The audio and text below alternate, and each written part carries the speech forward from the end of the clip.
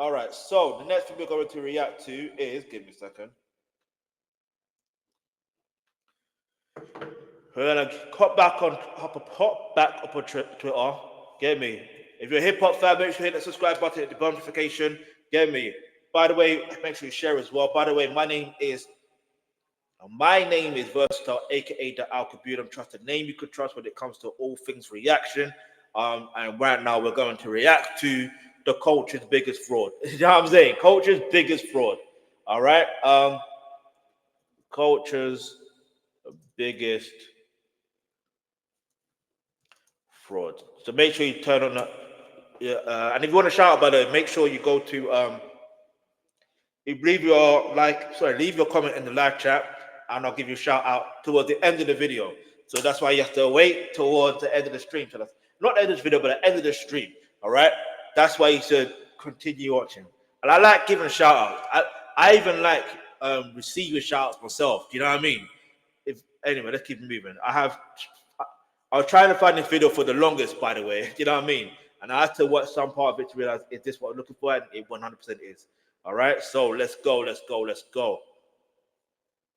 My girlfriend and I made spinach and paneer curry last night with one of these meal kits. It was unbelievable. First of all, fry the... Yes. If you know, you know. Truth I've realized. All right, let's go.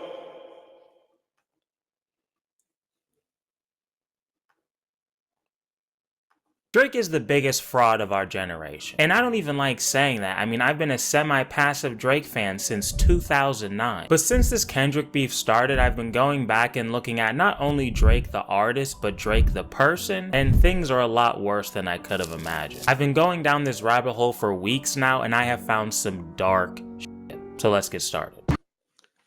Boy, it's how it goes. Who's injured, bruv? Oh, now California's on. He should have started, bro. California, and anyway, I'm not even an Arsenal fan, but California's third should have started, in my humble opinion. In my genuine humble opinion. Like, it's just like, anyway, listen, Arteta's the manager for Arsenal. Huge choice.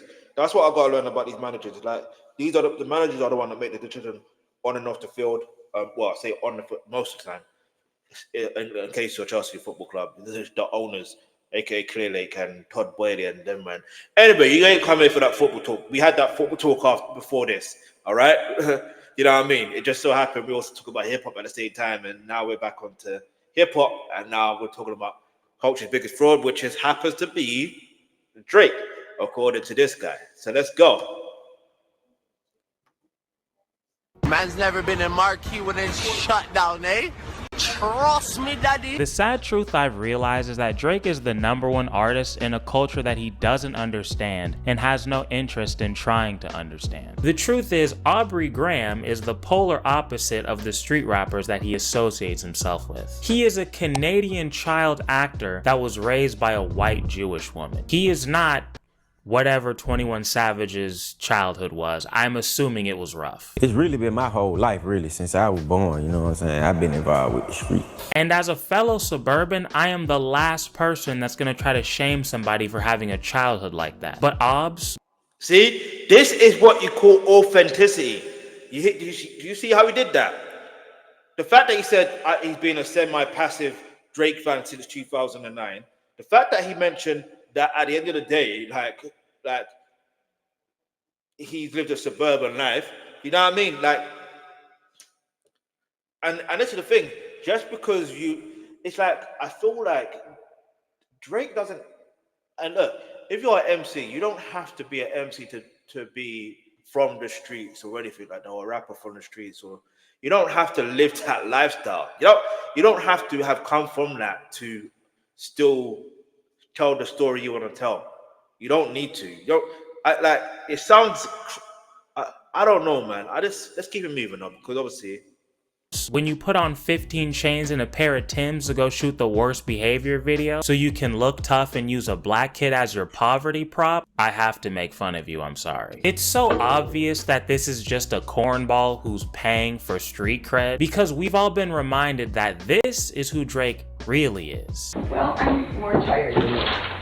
So what's up? You didn't get your sandwich. No. Didn't. Want to talk about it? No. Get out of here. I didn't get my sandwich. I was looking forward to a nice tuna sandwich on a bagel. Oh, tuna. I do eat tuna. I clearly said, hey, can you please get me a tuna sandwich? Oh, I thought you were kidding. Because you don't. Oh, yeah, because you don't I definitely pull a joke. Joking about a tuna sandwich that I wanted. You like chicken salad. I'm just a regular comedian over here. Get me a tuna sandwich, Just joking. Remember? Now, whether he's trying to get this street cred to further his career or because he feels inadequate as a man, I don't know. But either way, it's unacceptable. Wait. You can't do that. The man said, street cred.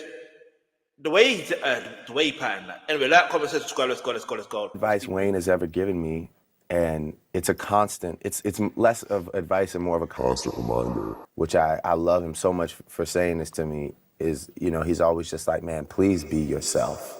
Please don't ever try and be me or anybody else. The thing dead, trust me, headshot them bomb. You said that? Feels inadequate as a man, I don't know. But either way, it's unacceptable. The greatest advice Wayne has ever given me, and it's a constant. It's less of advice and more of a constant reminder, which I love him so much for saying this to me. Is, you know, he's always just like, man, please be yourself. Please don't ever try and be me or anybody else. The thing dead, trust me, headshot them bomb. Don't ever go get tattoos. You don't have to dress any different, you know, because I like from the day Wayne met me to now, I haven't changed anything about myself. Aubrey, what happened? You can tell me. Wayne, why would Drake be himself when he can just pretend to be a bunch of other people? Because this is what Drake has become over these past 10 years or so. He sees a culture that has a buzz and that he has no genuine appreciation for, and attaches himself to it like a leech for clout, validation, and financial gain. He did it with the UK scene, the reggaeton scene, the Caribbean scene, and now the Atlanta scene. Nothing about this dude is authentic, including his abs, apparently, which is hilarious. It's so funny that he hasn't addressed the fake ab thing. No one's even talking about that. How sad is the day where you have to walk into BBL jersey. Hey, wait. When was this? Yeah, I think this was before BBL jersey came out, or before Not Like Us came out. Yeah, 8 months ago. That, because I remember seeing it during the beef. I'm like, yo, I got to react to this, but for the longest, I couldn't find it. I don't know what happened. This is why whenever your instincts tell you to do something there and then, if you can do it there and then, do it there and then. You know what I mean? If you don't have the time to do it, then it's different. But let's go. Into a doctor's office for your fake ab surgery. Holy shit, that's pathetic. You're one of the most successful musicians of all time, and you're going under the knife for a fake six-pack. Like, you still need more confidence? You can't believe in yourself enough to just like be like, well, whatever. But you know what's even more tragic than Drake's lack of self-confidence? Having your identity stolen. And that's why I'm so proud to have Aura be the sponsor of today's video. Aura is an all-in-one, easy-to-use solution that helps I understand he's got to do his product placements and stuff like that, or advertise, but you see me? I ain't come for that. Do you know what I mean? I don't know how YouTube can be, but make sure you subscribe button, hit the bell notification. Let's go. Appropriating is taking it for your own personal gain and denying that it was ever inspired from this. What about when he took Drum's song, calling it the Cha-Cha remix without reaching out or anything? And then once the song started getting traction, he actually changed the name so he didn't have to associate his success with anyone else. Just a little shocking because it came out as like the Cha-Cha remix. You know what I'm saying? As is, not really Hotline Bling. At the time. Right. At the time, it was the Cha-Cha remix. 2 weeks. So, I don't know, it's just really weird. I ain't getting no reach out, no nothing, or whatever. And then when Drum confronts him in person, instead of dealing with it like a man, he sicks his bodyguards on him like a pussy-ass supervillain. Hey, somebody tell Drake to shut the up about that. He never even touched me, nigga. I pressed his ass. Bodyguards, goddamn. I ain't gonna hold you. His bodyguards. But his bodyguards in, not his ass. It just goes to show that it's always about him. I mean, how can you say you care? That's actually tough, yeah, because it's like, and it's not, this ain't the first time he's taken someone's art and try to repurpose it and take it as his own. It's different if you're sampling and you're inspired and it's all that. But even in that interview where he's saying something about appropriation, I believe it was in the same sentence in regards to, I can't remember, but I know that's from Rap Radar interview, I believe. But like, there's a situation with this guy here. Like in that interview, he said about Afrobeats, how he put Afrobeats on. That's the first, like, but no, you didn't put Afrobeats on, bruv. That song you have with Wizkid is not Afrobeats, bruv. It's just not. Anyway, hit the like button, hit the subscribe button. Let's go. For the culture and then have lyrics like this. You've got my mind in a terrible place, whipped and chained like American slaves. My mom would fly across the country to beat my ass if I ever even considered putting some shit like that in a song. What is wrong with you? And you can't even use the excuse like, oh, you know, he's young and ignorant. He wrote this as a 36-year-old man with a child or 3, possibly. An article written 9 years ago about how you have Wait, we need to find out the exact date when this came out. Hold on. When did this come out? It said 8 months ago. The 5th of June, 2024.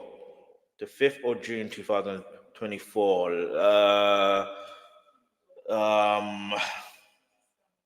Give me a second. I want to see something. When did Meet the Grahams drop? Release, whatever. 2004. Oh yes, we know that, but what date? Okay, fair enough. May, June, July, whatever, cow, whatever. All right. All right.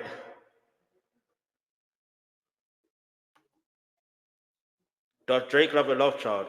The court papers have said that it's voluntarily paying women $15,000 a month in child support. Now, anyway. A 2-year-old daughter? What? The fuck? That's so crazy. I'm sorry, you don't get to make pretend rap music and then use black people as an aesthetic when it's convenient for you and say this in your music. Aubrey, I'm gonna need you to pick one. And during this Kendrick beef, Drake's made even more songs that are just as bad, if not worse. In Tailor-Made Freestyle, Drake had fake Snoop Dogg say this crazy shit. I know you never jump suits and shout, never shot nobody, never stabbed nobody, never did nothing violent, and no one, it's the homies that empower you. Do you realize how gross that is for a privileged Canadian child actor to tell someone from Compton that they're not hood enough because they've never shot or stabbed anyone before? The level of disconnect you have to actually say that out loud and think it's good. Drake believes that shooting someone is what makes you black because his only real connection to being black is what he hears in the superficial bullshit music that he listens to. Oh.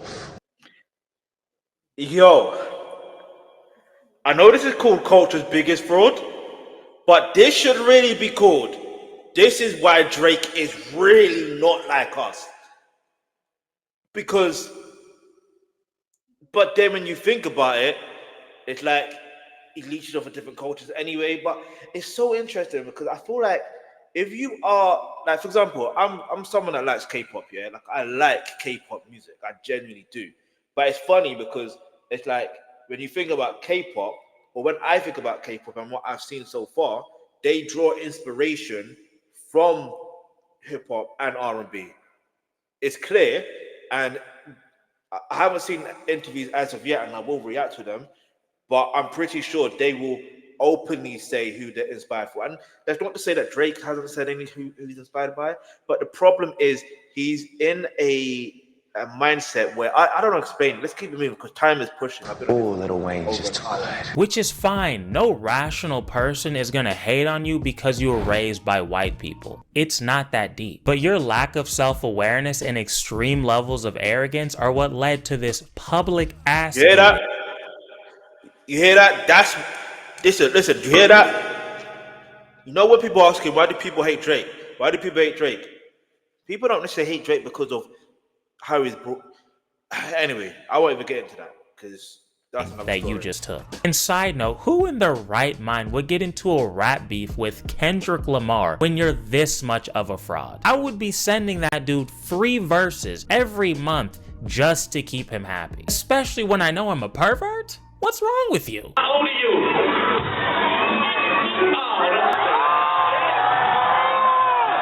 Hey, even he's around there. I inserted that in my reaction video to one of the during the diss. You know what I mean? You get me? Anyway.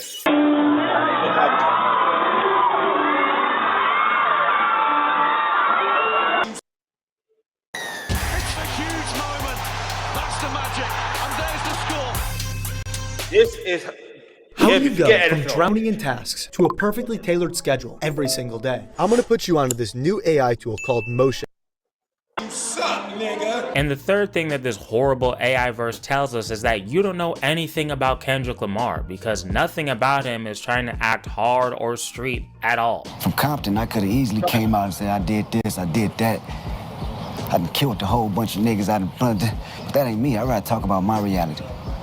You know what I'm saying? I'd rather talk about something a little bit more deeper than that. If anything, he's probably done more than what he alludes to, which is the opposite of what you do, which is why this whole thing was so ironic, Mr. Tuna Bagel. And on the next song, Family Matters, Drake does the exact same thing. He does it twice in a row. You know who really bang except my nigga YG. You know who really bang except my nigga Chuck T. You know who really bangs the set? My nigga YG. He really bangs. Yeah, they really bang. Yeah. Black people, am I standing? It's the imitation. Wait. It's the imitation. It's the imitation. Right? Is this right? Is this cool? Am I cool? Am I strong? Am I a man? Daddy, am I a man? Daddy, am I a man? Gross. I can literally feel your insecurities seeping through the screen like a gay virus. Please get a hold of yourself and become a better person. Sometimes, like, you know, some of like my blackest friends can be just as cruel on the other end, you know, by making you feel excluded, or making you feel like you can't get in on this.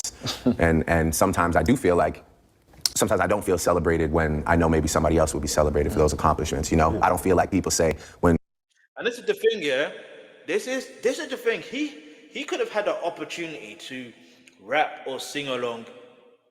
Not just, I'm not giving any ideas, but if you know, you know. Just be your authentic self. It's like Kendrick said, I could rap about this, I could take this, but I'd rather rap about my reality. You know what I mean? Talk about something more meaningful. The irony, right? So it's like, and that's just how authentic life is. And it's funny because that's what made me feel like, Kendrick Lamar is that guy, bruh. Like Kendrick Lamar, J. Cole, Wale, those three, those are the real big three. If you know, you know. But obviously, there's no big three, just Big Him. So now we know. All right, we know it's we know. Hit the like button, hit the subscribe button, hit the bell notification. Let's go. Get me.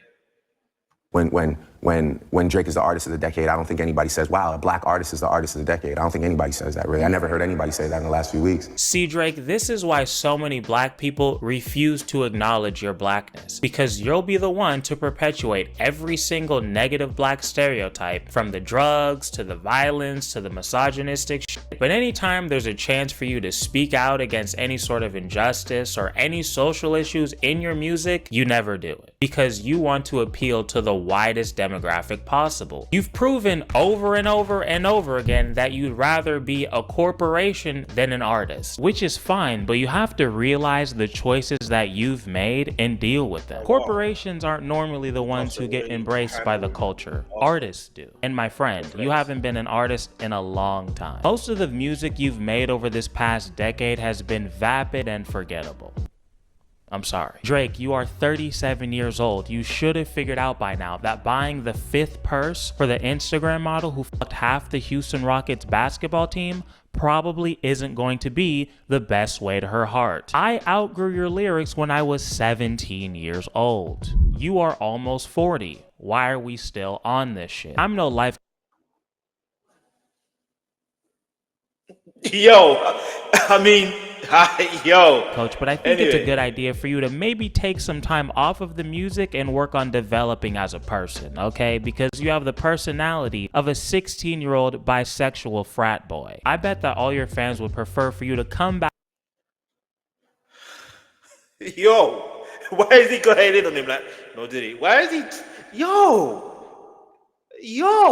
Back in 2 to 3 years with a great album instead of just putting out a mediocre mixtape every 6 months. My top 5 is Drake. Well, maybe not all your fans, but most of them. And speaking of your fans, Drake, we're sending out cease and desist letters for people breaking down your lyrics. I got a cease and desist from OVO for that video. All I did was break down your lyrics, Drake. I don't know what the problem is. Very slimy, very corporate move, my friend. Now, I know I've been Wait, no. Time out. He's been sending cease and desist to content creators from, when was this? Someone leave me the answer in the comment section below. When was this? Because I find it so ironic that, remember, this was done in June 2024. This particular video, this Culture Biggest Forward, right? This was created then. This was uploaded, well, not created, but this was uploaded then.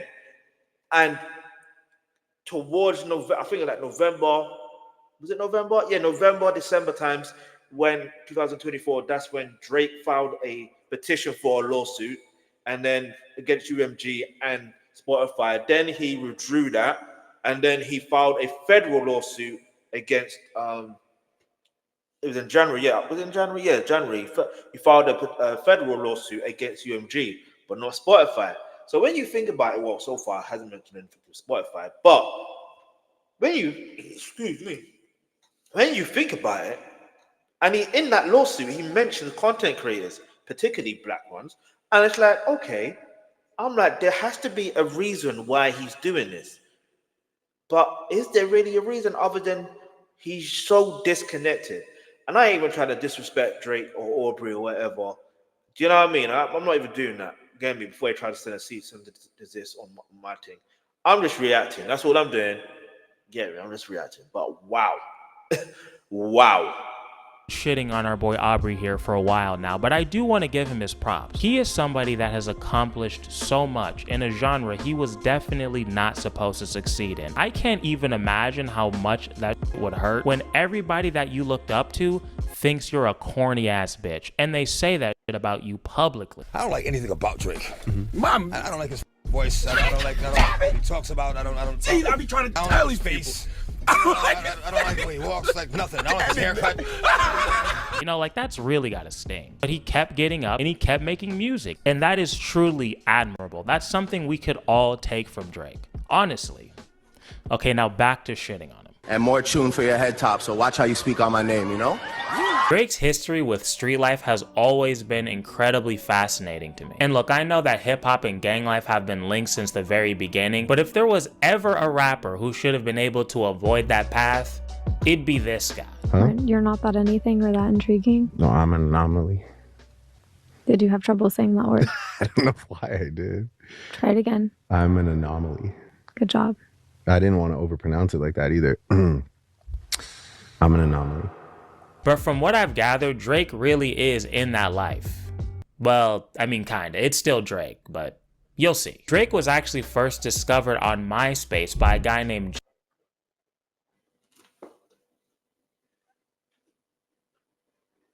Was he really discovered on MySpace? This is really interesting. Jazz Prince, who was the son of J Prince, and J Prince is basically like the king. Okay. You can't really say he was discovered on MySpace because the reality is he was a child star. Do you get it? Like, anyway, let's keep it moving. But if you want to say MySpace, cool, we can stay with that story for now. Pin of hip hop. See, J Prince is one of those guys that when you come to his city, you definitely need to check in. And if you check in, everything should be fine. But if you don't check in, you're gonna have some problems. I got your keys to your Rolls Royce. I got your keys to your McLaren. But Jay Prince and Drake are very close. So close that during the Meek Mill beef, when Drake performed back-to-back in Philly, Meek Mill had 100 to 200 goons outside ready to beat some Drake ass. We're 100, 200 deep. Dream chasers. You gonna press this nigga Drake. He disrespectful. Jay Prince was the one who came outside and de-escalated everything. He also stopped the feud between Drake and Kanye and Drake and Pusha T. Drake and Kendrick, not so much, but hey, you know, you can't win them all. Next up, we got Chubbs, Drake's right-hand man and head of security. I don't even think he stopped the one with Pusha T. I just think Pusha T got to the point where, like, nothing else needs to be said, but it could have been a surgical somewhat if Drake did respond. You know what I mean? Put it that way. If he did respond, but he didn't respond because he had nothing else to say. Regardless of whatever Jay Prince wanted to say at that time, that he's got one note and it could have been it. Nope. If he really had that locked and loaded, he would have released that. Knowing Drake and how he, even if you think about how he moved in this beef, he would have done that. Even in the beef with Meek Mill, he would have done that. Yeah. So let's not. Yeah.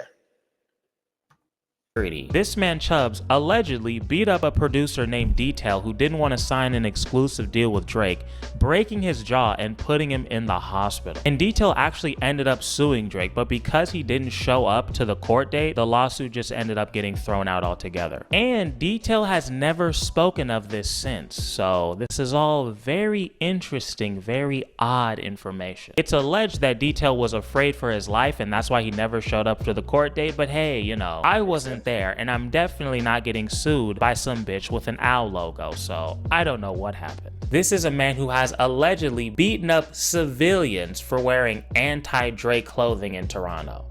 What anti-Drake clothing looks like, I don't know, but that's pretty crazy if that happened. See, Chubbs was part of that Canadian gang life before he elevated to being Drake's #1 henchman, and even ended up bringing some people into OVO that he used to run with, like Baka Not Nice. Drake's self-proclaimed goon. He didn't label me as his goon. I labeled myself as his goon. And Baka got a weird case. Why he still around? Certified. Who is technically signed to OVO. Remember, he's the guy with that one song. Louis pouch across my body, this is not for fashion. You know what else he's got? Sex trafficking allegations. And a plea to assaulting a 22-year-old woman. But hey, if he's good enough for Drizzy, he's good enough for me. Call him. I'll message him at 3 in the morning, you know, when I come home from the studio and just be like, yo, you know, I bless you, you know, father. I call him father, you know, like, and that's just a sign of respect, you know, in Jamaica, you know. And I'd be like, yo, you know, respect that, you know. You're calling another man father, and he's not your father. Because, yo, you gave me a chance, you know. You call your friend at 3 in the morning to thank him randomly and call him Dada.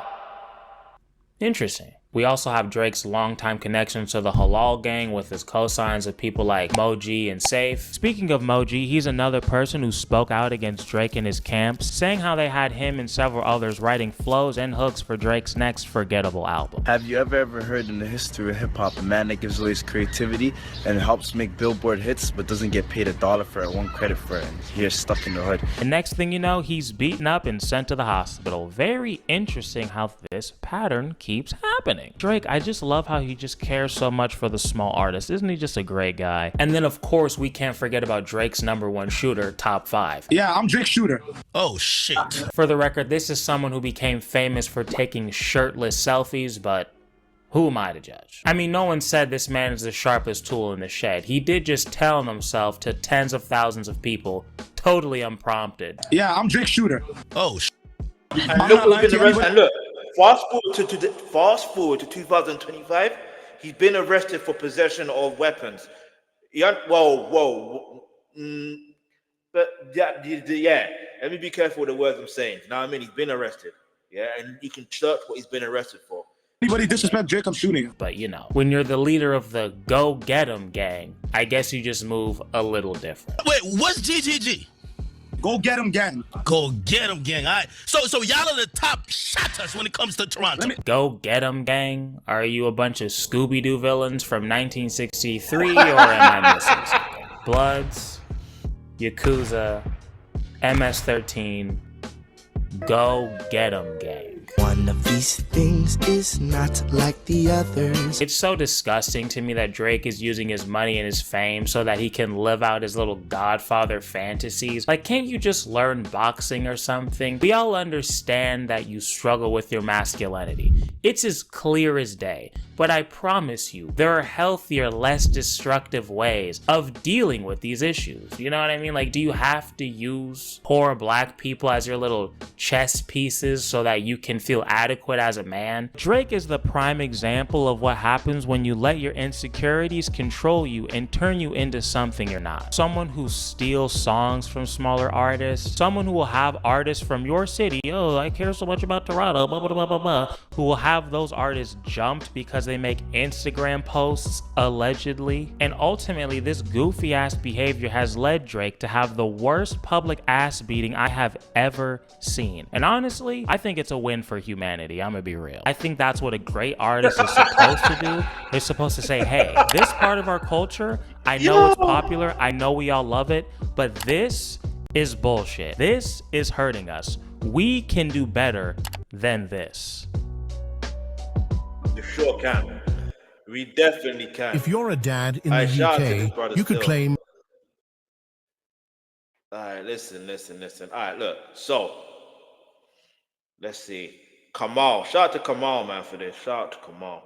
Let's see what people are saying in the comments. Let's see. All right. Some of my blackest friends is an insane thing to say. It really is. It really is.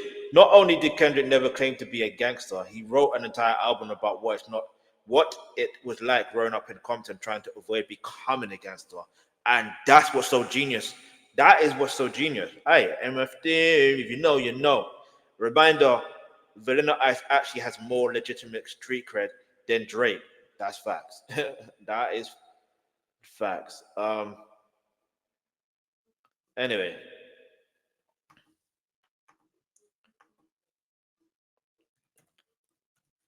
When you deep it, there is a lot more to it. And this is just the tip of the iceberg. But this definitely was an interesting watch. So big respect to Kahmal for this.